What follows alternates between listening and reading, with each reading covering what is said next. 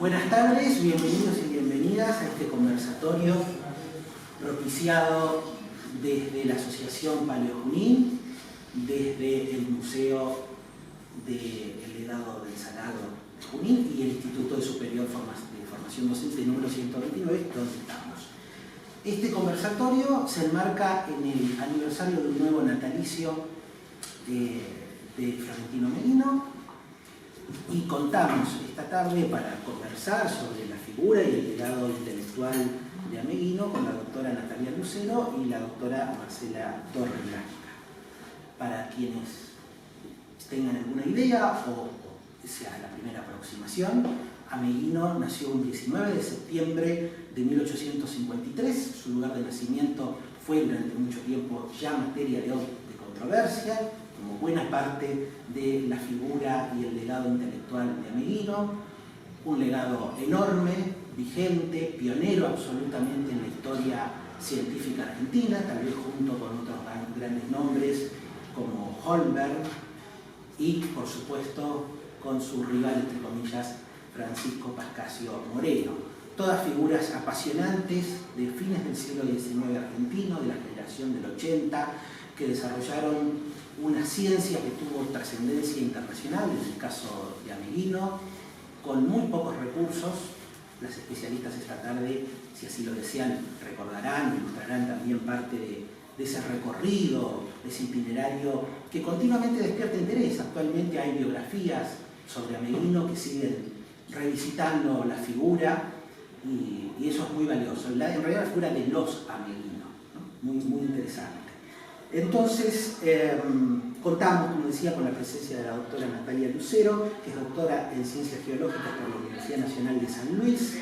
Su área de trabajo se centra en la paleontología de mamíferos fósiles y en la bioestratigrafía del Cenozoico. Es profesora adjunta de la Cátedra de Paleovertebrados en la carrera de Paleontología en la Universidad Nacional de los Comechingones en Madrid, San Luis, y es presidente de la Asociación Paleo Junín, que tiene a cargo este museo. También nos acompaña la doctora Marcela Torreblanca, entre otras cosas, es doctora en Educación y en Ciencias Experimentales por la Universidad Nacional del Litoral, profesora del Instituto Superior de Formación Docente número 129 y profesora de tantos de nosotros y nosotras.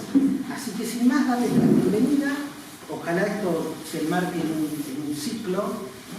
Me atrevo a proponer, me encantaría algún día visitar este museo para hablar del legado intelectual dentro de la historia de la ciencia que ha dejado Ameguino, más allá de que sus contribuciones se hayan sostenido o no se hayan sostenido o hayan sido polémicas. Sin duda la figura de Ameguino, para quienes han impulsado instituciones como esta, museos regionales que recolectan, clasifican fósiles, los estudian y articulan con la comunidad, sin duda son desprendimientos más que loables del espíritu de Ameguino.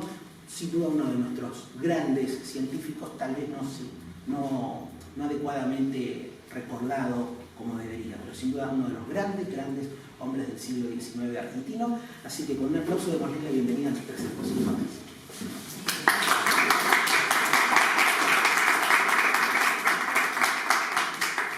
Bueno, vamos a hacerlo medio informal, no tan académico, pero la idea es un poco tomar esta fecha, si bien ahora voy a hablar un poco con respecto a la disyuntiva que hay con la fecha de nacimiento de Florentino Ameguino. Ustedes si van a Wikipedia, ahora dice 19 de septiembre de 1853. Y hasta no hace mucho, muy pocos meses, digamos, en el 2021 empezaron a cambiarla, se empezó a manejar la fecha de 19 de septiembre, esta de 19 de septiembre, pero antes era 18 de septiembre, que estaba en todos los libros, en la historia oficial, digamos, del nacimiento de Florentino Ameguino. Entonces, vamos a recordar un poco por qué sucede esto, ¿no? Y qué tiene que ver con la historia, si es importante o no que haya nacido acá en Argentina, en Luján, o que haya nacido en Italia. O sea, ¿Qué se puede decir con respecto a Ameguino que no se haya dicho? Como que hay un montón de libros, después los vamos a invitar después de esta pequeña charla introductoria que hacemos. Pueden visitar ahí en la biblioteca, mini biblioteca que tenemos nosotros, acá en la sala Ricardo Pasquali, y ahí ver un poco la cantidad que se ha publicado teniendo en cuenta esta controversia, ¿no? Si nació en Luján o si nació en Moneglia, Italia. Bueno, primero más allá de la fecha, recordamos su legado y lo que tiene que ver, como dijo Andrés, en la ciencia argentina y lo fundamental, rescatando la figura en la ciencia argentina y no como figura que se dijo tanto de él como autodidacta y el esfuerzo personal y el mérito que empezó como un maestro muy pobre que sí fue abriendo camino, que no fue tal así. Él nunca estuvo solo abriendo caminos así, siempre estuvo en una comunidad científica, hablemos lo que se llama ahora comunidad científica, porque la ciencia era incipiente, se estaba construyendo en Argentina, pero hay toda una mitología alrededor de él que surgió después de su muerte. Entonces, la idea esta de que nació en Luján, con la gente que fue sus seguidores, se crearon sociedades, se lo puso como un paradigma, entonces como el científico argentino tenía que haber nacido en Argentina, y se defendió, se instaló una casa natal que después se investigó que se construyó después del año de su nacimiento. Bueno, hubo toda una serie de, no malentendidos, sino nosotros conocemos la historia de la ciencia, se maneja a veces de ese enfoque Will. ¿Qué quiere decir esto? Nosotros tomamos el relato, construimos como la ciencia como un constructo, o sea, en base a documentos y a hechos. Los hechos por ahí no los podemos tener de primera mano, salvo viajar en el tiempo. Pero entonces esos documentos se interpretan, esos vestigios que hay como la casa, relatos, y se arma una historia teniendo el punto de vista actual o del contexto que lo interpretó. Entonces, esa historia es válida para sostener un ideal. En este caso, estuvo todo muy mezclado con respecto a lo que sería, como ya les digo, la ciencia. Por un lado, la gente, los liberales, postularon esto de que la idea de Ameguino como la meritocracia que llamamos ahora, como que era una persona que despegó y pudo hacerse viajar al exterior, conectarse con científicos de la época, impulsar el positivismo incipiente de la ciencia argentina del siglo XIX. Y por otro lado, también por los socialistas, se tomó esa idea proletaria de Ameguino trabajando solito, que empezó como un maestro, un preceptor, que hoy en día es preceptor, feliz día si hay algún preceptor, empezó caminando, juntando huesos, como esa fase romántica de él, y que después tuvo que vender su colección de fósiles para poder publicar los libros y poder estudiar en Francia. Estuvo 3 años en Francia. Y bueno, y es así también como se conoce que él estuvo en Francia y quiso viajar a Italia y no le permitieron porque no tenía el servicio militar hecho, porque tenía ciudadanía italiana que había nacido allá. Entonces cuando él vuelve, se hace la ciudadanía argentina en Mercedes. Entonces él ahí puede viajar a Italia, si era en algún momento lo podría hacer, pero que después no volvió a viajar.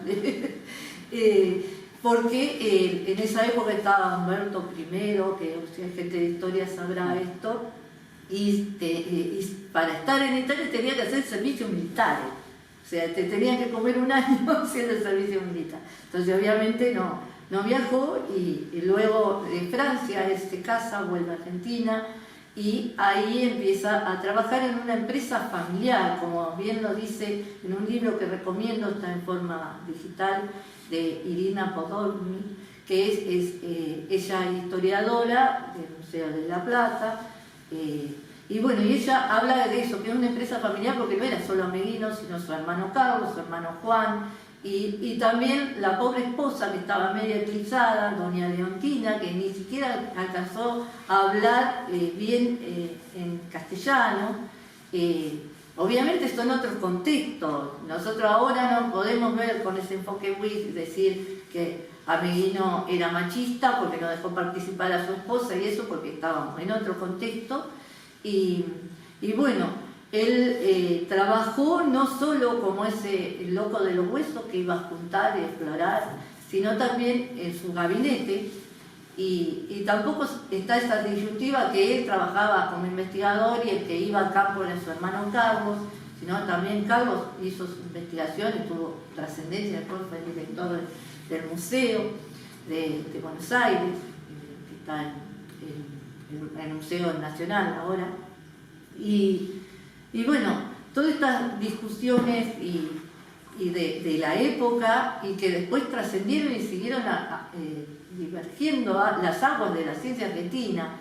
Muchos se le dijo que era un error haber planteado la antigüedad del hombre de plata, que era equivalente al hombre europeo, pero pongamos en esa fecha todavía no estaba el paradigma de África, de la salida del origen del hombre, de las 2 veces que salieron de África. En los fósiles europeos se defendían, ¿no? También estaba el caso del hombre de Piltdown, que estaba en Inglaterra y era un fraude, que se disputaba en qué país tenía el resto más antiguo y que era el eslabón perdido entre el primate no humano y el humano. Entonces, Ameguino tenía sus teorías como un buen científico de época, ¿no? Y quería defender esa teoría con la evidencia que la aportaba. Si bien en eso tuvo errores o no había aciertos, y también había gente que lo apoyaba, también como dice Irina, tenía gente que lo asesoró mal también, pero nunca actuó solo. Y lo que queremos poner acá en valor es tu trabajo como investigador y la idea de esa investigación que dio origen a la paleontología. Cuando él, le decimos paleontólogo, padre de la paleontología, a Elia Muniz, pero en realidad todavía no estaba instituida como ciencia.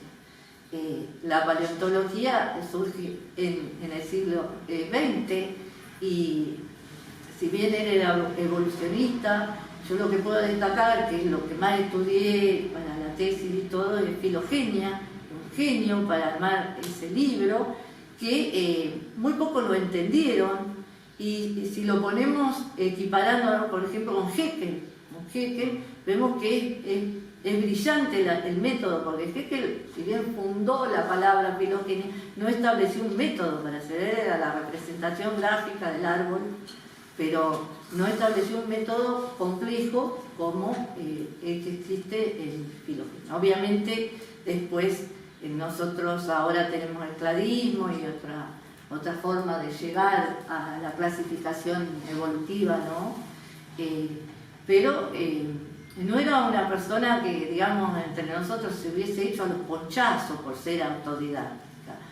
Él fue, como dijimos, estuvo en contacto con distintos científicos de la época, de acá, pero siempre tuvo encontronazos así. Por ejemplo, Burmeister, que era el representante, digamos, académico, enciclopedista, que estaba a cargo del Museo de Bernardino Rivadavia, y no era tan darwinista, no sé cómo decirlo, ¿no?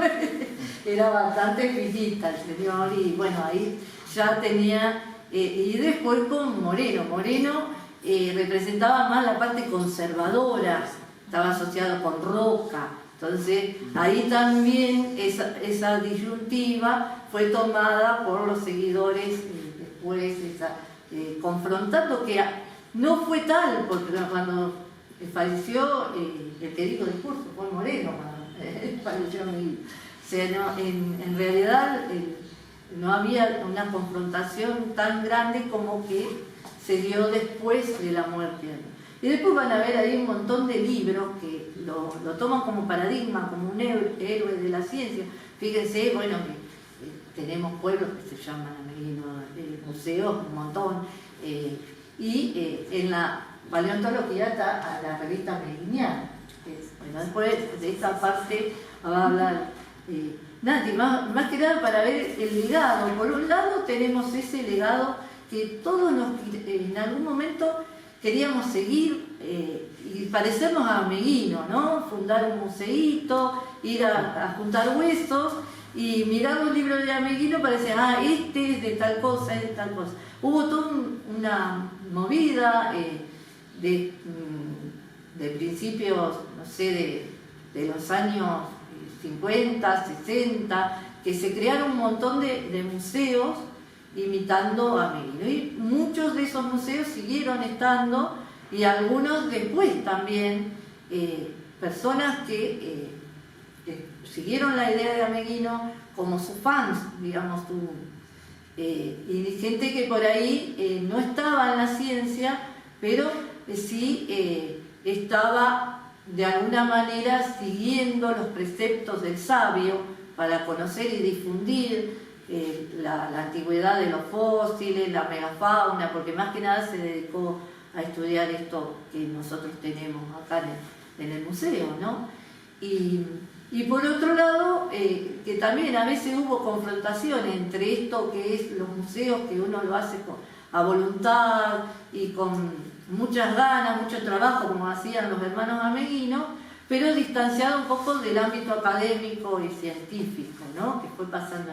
Ahora como que el paradigma cambia, va cambiando, entonces lo que tenemos que valorizar es la función de la ciencia y la paleontología como una ciencia y valorar la investigación. Que eso ya la vamos a dejar a Nati. Nosotros habíamos estado preparando con los alumnos la charla esta y escribieron una serie de preguntas que se las dimos a Nati y en base a ella nos va a comentar. Si quieren preguntar. Igual también si quieren ir preguntando. Sí, la idea es que puedan preguntar y que no sea tan, digamos, solemne que estemos hablando nosotras, sino que interactúen.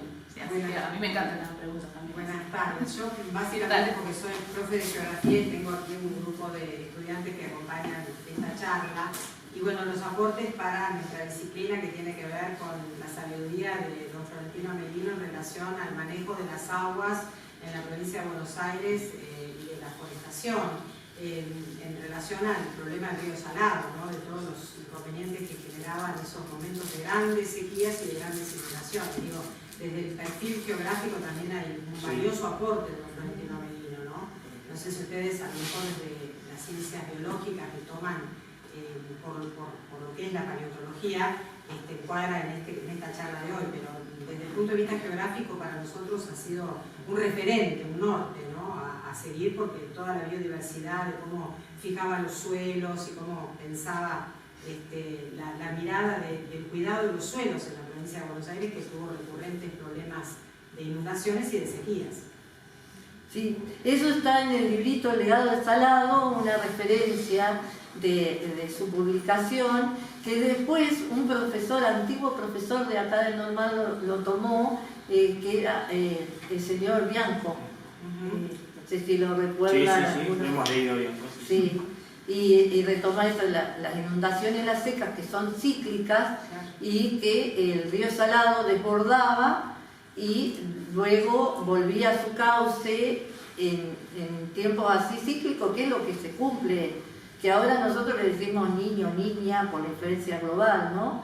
Pero en toda esta parte, el análisis que hizo del suelo, y bueno, asimismo, los fósiles que nosotros tenemos acá, que se pueden apreciar a nuestro alrededor, pertenecen a un periodo que es el lujanense, después Nati va a empezar más de eso, que el nombre se lo dio a Ameguino al extracto. Y bueno, como para continuar acá con la introducción de Marce, que ella es la que más sabe acá, sabe más de Ameguino, por eso digo, introducí vos y después seguimos. Y como les decía, me gusta que hagan preguntas, y les voy a contar y aclarar antes, para que estén más ubicados, y que estamos acá dentro del museo, y seguramente hay un montón de gente acá asistiendo que son del instituto, pero la mayoría del instituto,